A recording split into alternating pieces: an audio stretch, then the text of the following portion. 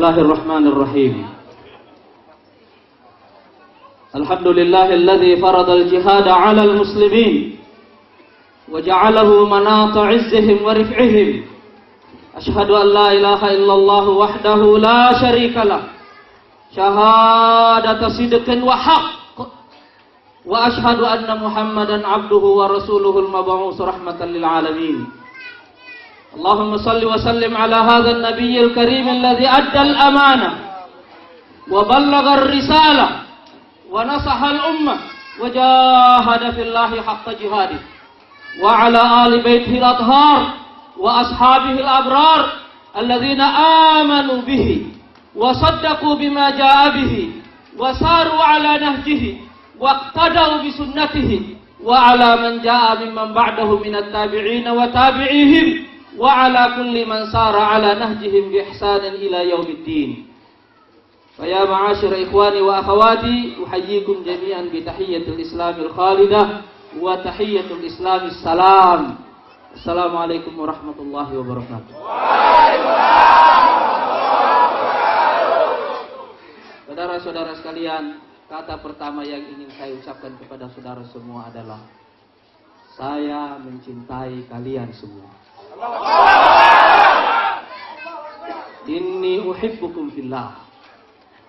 Atas nama cintalah kita berkumpul juga pada malam hari ini, dan insyaallah atas nama cinta juga kita akan bekerja keras untuk memenangkan pemilu tahun 2014 yang akan datang. Saya juga ingin menyampaikan salam cinta dari Ketua Majelis Syura Ustaz Hilmi Aminuddin kepada antum semuanya. Juga salam cinta dari saudara kita Al-Ustaz Lutfi Hasan Ishaq. Kita berdoa semoga Allah Subhanahu wa taala memudahkan urusannya. Amin. Saudara-saudara sekalian, ini adalah kota ke-6 yang saya datangi dalam roadshow putaran pertama ini. Yang pertama adalah Bandung, Medan, Jogja, Surabaya, Makassar, dan ini yang ke-6, Bali. Dan saya tidak menyangka bahwa di tempat ini saya menemukan keajaiban. Bukankah lelaki kecil yang tadi membaca Quran min zahril ghaib, dari ingatannya, dari hafalannya adalah sebuah keajaiban di kota seperti Bali? Saya ingin menyampaikan penghargaan yang sedalam-dalamnya kepada yang bersangkutan. Silakan naik.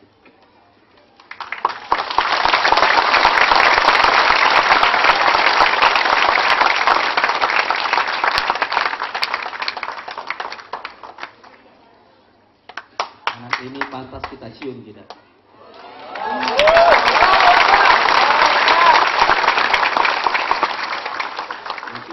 Itu adalah salah satu tradisi dalam Islam untuk memberikan penghargaan kepada orang yang kepalanya penuh dengan ilmu.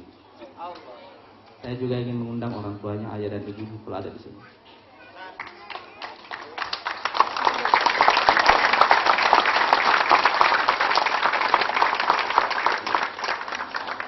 Ingat.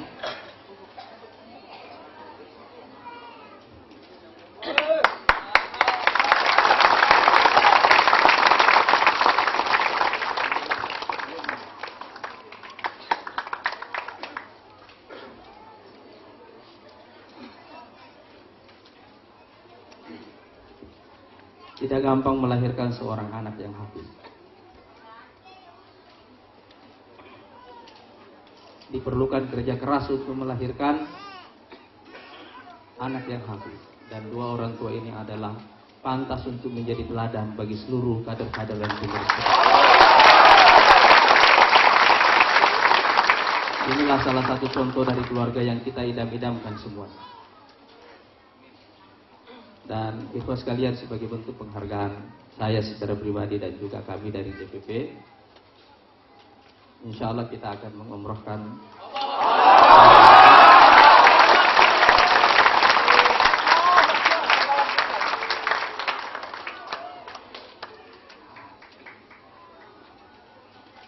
saya tahu bukan ini yang mereka harapkan. Saya tahu bukan ini yang mereka mimpikan. Tetapi seseorang yang pantas menjadi teladan juga pantas diberikan penghargaan. Allahu Akbar. Allahu Akbar.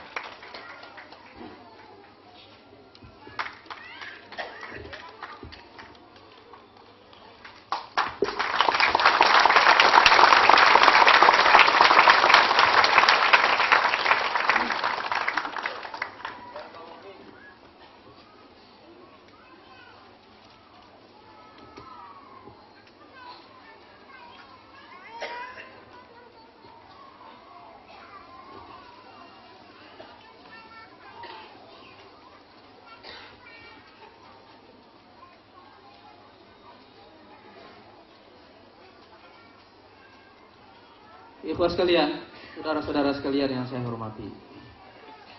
Saya kira antum semua sudah mendengarkan ceramah-ceramah yang saya sampaikan sejak dari pengangkatan saya sebagai presiden dan ceramah yang saya sampaikan di setiap kota.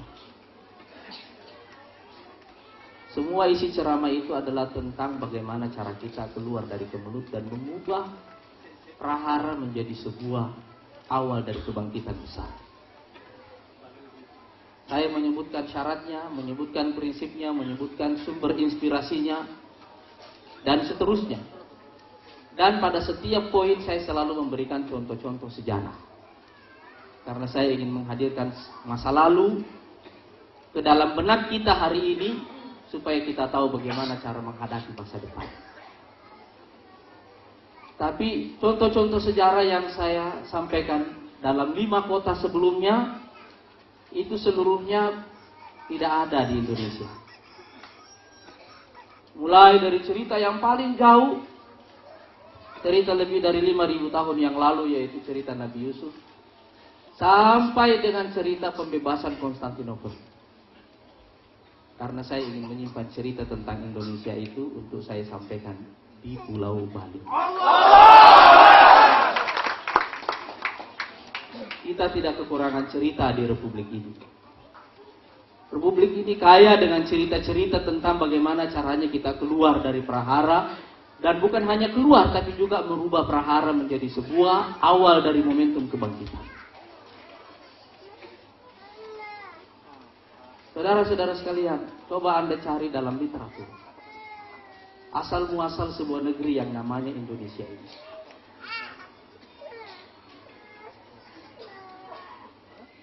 Carilah di dalam banyak literatur. Dan kita bahkan tidak pernah tahu sebenarnya gitu. Bahwasanya dulu sebelum 17 Agustus tahun 45 tidak pernah ada sebuah negara yang disebut sebagai Indonesia. Tidak pernah ada. Ada sebuah kawasan yang kita sebut sebagai Nusantara ini. Tapi definisi tentang sebuah negara, nama tentang sebuah negara itu tidak ada.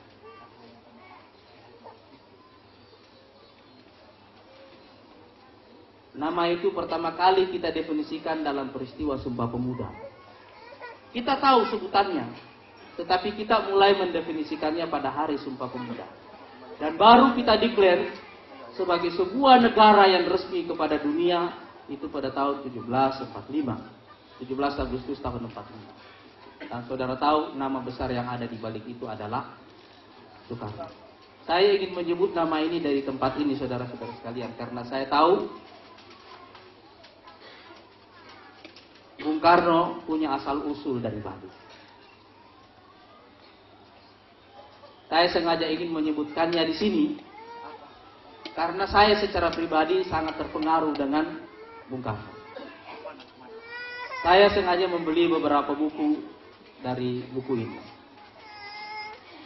Bung Karno Penyambung Ide Rakyat, karena saya membaca buku ini waktu saya dulu kelas 3 SMP. Khatam. Dan saya baru membaca ulang kembali tahun lalu untuk yang kedua kalinya. Nah, ikhlas sekalian, saudara sekalian, apakah yang membedakan Bung Karno dengan semua pemimpin Indonesia yang lainnya? Banyak pemimpin yang lahir sezaman dengan Bung Karno. Tetapi yang membedakan Bung Karno dengan semua pemimpin di zamannya dan juga pemimpin yang datang sesudahnya adalah satu kata. Gelora. Dia punya api di dalam jiwanya. Dan api inilah yang menyulut revolusi di Republik ini yang mengantarkan kita menuju kemerdekaan. Kalau bukan karena gelora besar yang ada di dalam dirinya itu, dia tidak bisa membakar rakyat Indonesia untuk memberontak melawan penjajahan dan menyatakan diri untuk merdeka. Waktu itu banyak perdebatan antara beliau dengan para pemimpin Indonesia yang lainnya termasuk dengan Bung Hatta. Apakah sudah saatnya kita merdeka? Apakah bangsa ini bisa merdeka dan bisa mengelola dirinya sendiri? Dan perdebatan itu semuanya diakhiri dengan satu kata oleh Bung Karno waktu beliau mengatakan, kalau kita menunggu sampai kita benar-benar siap untuk merdeka, kita tidak akan pernah merdeka. Kita merdeka dulu baru kita bicara bersama tentang bagaimana cara mengatur diri kita sendiri. Bung Karno punya gelora di dalam hatinya, punya api di dalam jiwanya, dan dengan itulah dia membakar Republik ini. Dan saudara-saudara sekalian, saya ingin api Bung Karno ini juga menyulut di dalam diri antum semuanya. Dan insya Allah dengan api inilah kita bakar Republik ini semuanya demi kemajuan bagi bangsa kita dan insya Allah rakyat kita ke depan. Saya ingin gelora ini ada di dalam diri kita semuanya. Karena hanya dengan gelora inilah insya Allah kita bisa melakukan kerja-kerja besar di dalam sejarah. Saudara tahu dari mana datangnya gelombang? Dari mana datangnya gelombang? Apa yang membuat gelombang itu ada? Angin. Kalau anginnya sangat kuat, kita sebut apa itu angin? Badai. Jadi kalau kalian ingin menciptakan gelombang, pertama-tama kalian semua harus belajar bagaimana jadi badai. Dan kalau kita ingin belajar untuk menjadi badai, salah satu sumber inspirasi kita untuk belajar menjadi badai adalah Bung Karno. Kita perlu menghadirkan kembali sejarah Bung Karno di dalam benak kita semuanya. Dan yang kedua, saudara-saudara sekalian, sebuah pekerjaan besar di dalam sejarah itu membutuhkan waktu yang panjang. Tidak ada pekerjaan besar yang bisa kita selesaikan dalam satu hari, dalam satu minggu, dalam satu bulan, dalam satu tahun, dalam 10 tahun. Tidak ada. Pekerjaan-pekerjaan besar itu membutuhkan waktu yang lama. Anda tahu kenapa agama itu selalu menjadi fenomena dalam sejarah umat manusia? Tidak ada satu ajaran yang menyebar sekuat tersebarnya ajaran agama itu di dunia ini. Karena itu adalah pekerjaan ribuan tahun yang dilakukan oleh serial nabi-nabi dan rasul. Sejak Nabi Adam dan ditutup kemudian dengan Nabi Muhammad. Tahukah Anda berapa jumlah nabi semuanya? Dalam satu riwayat paling sedikit 125.000 orang. Dalam riwayat yang lainnya sekitar 350.000 orang. Kerja besar itu membutuhkan waktu yang panjang. Jadi kalau Anda punya gelora, Anda punya api di dalam diri, Anda punya badai di dalam diri, maka yang kita perlukan selanjutnya itu adalah tangan dingin. Karena kita akan bekerja dalam waktu yang panjang, non-stop. Dan waktu kita bekerja dalam waktu yang panjang itu, seringkali pekerjaan itu tidak disertai dengan sorotan media. Tidak disertai dengan tepuk tangan. Tapi justru disertai dengan kritik demi kritik, cacian, makian, dan seterusnya. Apa yang kita perlukan dalam situasi seperti itu? Kita perlu tangan dingin. Pahlawan itu di dalam sejarah bukanlah orang-orang yang sangat hebat, bukan. Para pahlawan di dalam sejarah itu adalah orang-orang biasa yang melakukan pekerjaan-pekerjaan besar dalam waktu yang panjang, dalam sunyi dan senyap.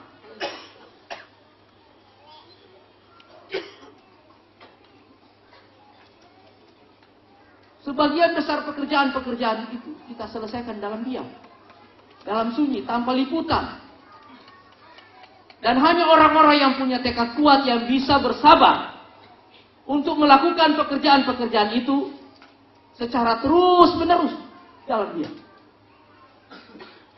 Dan saya ingin menghadirkan satu contoh untuk hal seperti itu adalah pemimpin kita yang datang setelah Bung Karno, Soeharto. Kalau Bung Karno membawa Republik ini menuju kemerdekaan, maka Pak Harto mengajak membawa Republik ini keluar dari kemelut, tapi setelah itu bekerja dalam diam dalam waktu yang lama. Saudara-saudara sekalian, kita sebagai generasi penerus harus tahu bahwa bukanlah tugas kita untuk mempertanyakan mengapa akhir hidup dari seorang pemimpin seperti ini atau itu. Tetapi yang kita ambil dari setiap pemimpin itu adalah dengan apakah pemimpin itu mengisi sebagian besar dari waktu-waktu hidupnya. Seseorang yang telah mengisi 30 tahun sampai 50 tahun dari seluruh waktu hidupnya untuk melakukan kerja-kerja besar di dalam sejarah, itu adalah tokoh yang pantas dan harus kita teladani, dan kita tidak perlu bertanya dengan cara apa dia mati dan dalam situasi apa dia mati. Itu tidak perlu. Yang perlu kita lihat adalah dengan cara apa dia mengisi sebagian besar waktu-waktu hidupnya itu. Dan karena itu, saya tidak pernah bertanya tentang bagaimana seseorang menghadapi akhir hayatnya, itu tidak penting bagi kita semuanya. Tetapi bagaimana dia mengisi sebagian besar ruang kehidupan. Kita memerlukan tangan dingin ini, saudara-saudara sekalian, karena hanya dengan tangan dingin inilah insya Allah kita bisa menyelesaikan kerja-kerja besar kita. Saudara-saudara sekalian, kita telah mendirikan partai ini dengan modal yang sangat sedikit. Saya ingat tahun 98, kader kita jumlahnya hanya sekitar 33.000 orang. Saya mau catat angka ini, supaya saudara-saudara tahu apa yang terjadi sesudah itu dan bagaimana kita menciptakan perbedaan. 33.000 orang jumlah kader kita yang kita miliki sebagai modal awal untuk mendirikan partai politik. Dan alhamdulillah, nanti bulan April insya Allah kita akan memperingati hari jadi PKS yang ke-15. Dalam waktu-waktu ini kita telah mencatat pertumbuhan yang konstan. 3 kali kita mengikuti pemilu, 3 kali kita mencatat kemenangan-kemenangan, alhamdulillah. Dan saudara-saudara sekalian, apakah yang membuat itu semua bisa terjadi? Keikhlasan yang membuat kita akhirnya punya tangan dingin. Tangan dingin dalam mengelola semua situasi-situasi sulit. Dan karena itu, saya tidak pernah menganggap bahwa situasi sulit yang kita hadapi sekarang ini lebih sulit dari situasi ketika kita mendirikan partai ini pertama kalinya. Tidak pernah. Situasi ini tidaklah lebih sulit dari yang sebelumnya. Saya hanya menganggap bahwa situasi yang kita hadapi ini justru merupakan cambuk bagi kita semuanya untuk berlari lebih cepat daripada apa yang kita duga bisa kita lakukan.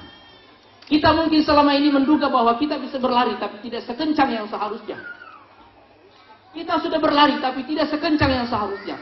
Tapi saya yakin insya Allah peristiwa ini akan membuat kita berlari lebih kencang dari apa yang kita duga bahwa kita bisa lebih kencang dari itu. Saya mau tanya saudara-saudara semuanya, yakinkah saudara bahwa saudara bisa berlari lebih kencang daripada yang sekarang? Yakin? Yakin? Yakin? Allahu Akbar! Allahu Akbar! Allahu Akbar! Allahu Akbar! Allahu Akbar! Allahu Akbar! Kita perlu tekad dalam bentuk ketekunan itu. Karena itu saya mengatakan, dalam syarat ketiga untuk keluar dari kemelut ini adalah kerja keras. Kita punya 24 jam sehari, dan pastikan bahwa yang kita pakai untuk tidur hanya sedikit sekali.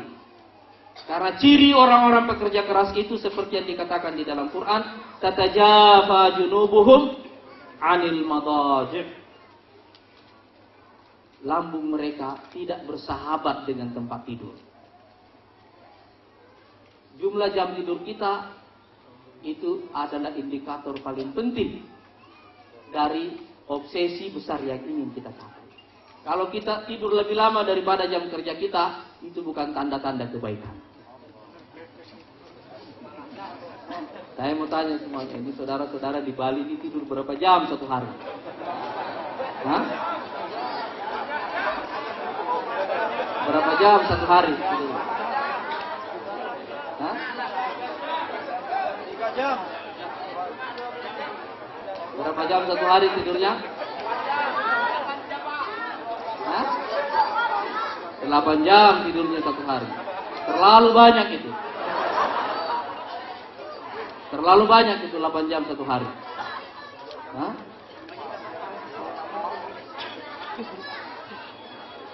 Kita mesti kurangi lagi jam tidurnya. Kurangi lagi. Hah? Masih bisa kurang?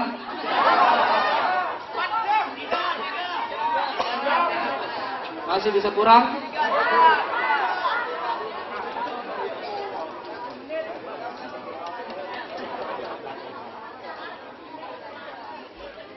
Saudara-saudara sekalian, jam tidur Anda menentukan masa depan Anda semuanya.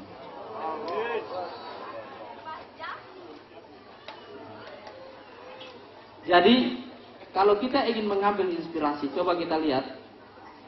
Dalam masa 32 tahun Orde Baru dengan plus minusnya, yang saya catat secara pribadi adalah orang yang bekerja secara konstan terus-menerus seperti itu dalam diam. Terus-menerus. Dan kita perlu menjaga kesinambungan sejarah ini. Tapi kalau kita punya gelora dan kita punya ketekunan, kita punya tangan dingin, kita membutuhkan sesuatu yang lain. Kita juga perlu inovasi yang bisa membuat kerja kecil itu mempunyai impact yang besar. Yang bisa membuat waktu yang sedikit mempunyai nilai yang besar. Yang bisa membuat modal yang kecil melahirkan hasil yang besar. Dan ada satu contoh yang baik untuk itu. Mantan presiden kita yang ketiga yaitu Pak Habibie. Saya ingin saudara-saudara semuanya mempelajari biografi ketiga orang ini. Bung Karno, Pak Harto, dan Habibie.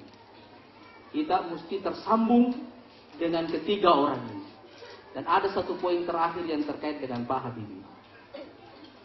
Saya bertemu beliau di sebuah mall di Jakarta sebelum film Habibie Ainun itu keluar. Dan saya bilang kepada beliau, kebetulan beliau datang dengan cucunya. Saya bilang kepada beliau, Pak, Anda adalah presiden pertama yang saya temui di mall. Beliau mengatakan begini, jawaban inilah yang membuat saya sangat terharu. Beliau mengatakan, saya kan hanya manusia biasa. Saya juga perlu jalan-jalan seperti itu. Orang yang punya inovasi dan punya cinta, itu tidak terbebani dengan jabatan-jabatan besarnya. Karena orientasinya di dalam hidup itu adalah berkarya. Dan itulah yang harus kita pelajari dari beliau. Saya sudah menonton film Habibie Ainun. Saya juga menganjurkan Anda semuanya untuk menonton film itu.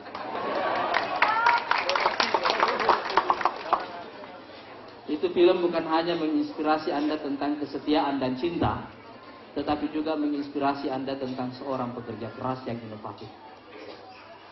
Beliau hanya menjadi presiden sekitar 18 bulan. Tetapi legasinya, karya terbesarnya bukanlah terutama di situ, tetapi pada pembangunan teknologi yang membuat Republik ini dikenal di dunia sebagai salah satu negara Islam yang paling modern. Orang-orang itu semuanya menghabiskan dalam catatan saya lebih dari 50 tahun dalam total hidupnya untuk satu kerja dengan fokus yang sangat tinggi. Saudara-saudara sekalian, kita baru akan menghabiskan 15 tahun dalam politik nanti pada bulan April. Belum sampai 50 tahun. Iya kan? Belum kan? Kita baru di permulaan jalan, tetapi hari ini kita mesti membuat ikrar bahwa insya Allah kita akan sampai puluhan tahun menghabiskan umur kita untuk bekerja demi kemajuan bangsa dan tanah air kita. Allahu Akbar! Allahu Akbar! Allahu Akbar! Allahu Akbar! Allahu Akbar! Saudara-saudara sekalian, karena itu pada bagian terakhir dari roadshow ini, kepada saudara-saudara semuanya saya menganjurkan sekali lagi membaca biografi ketiga orang ini.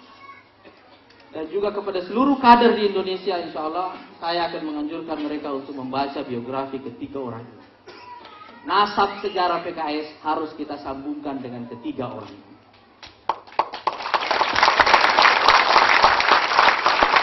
Karena itu pada kesempatan ini saya ingin mengundang Ketua DPW.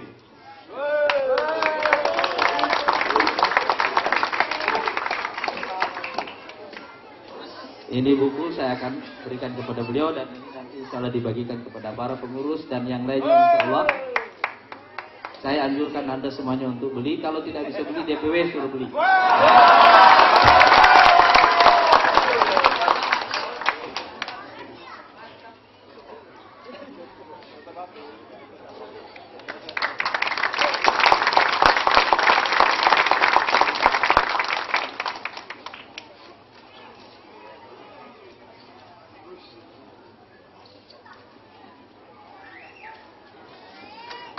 Saudara-saudara sekalian, dengan demikian saya telah menghadirkan sebuah silsilah sejarah yang sangat panjang sejak 5.000 tahun yang lalu sampai sejarah kita hari ini.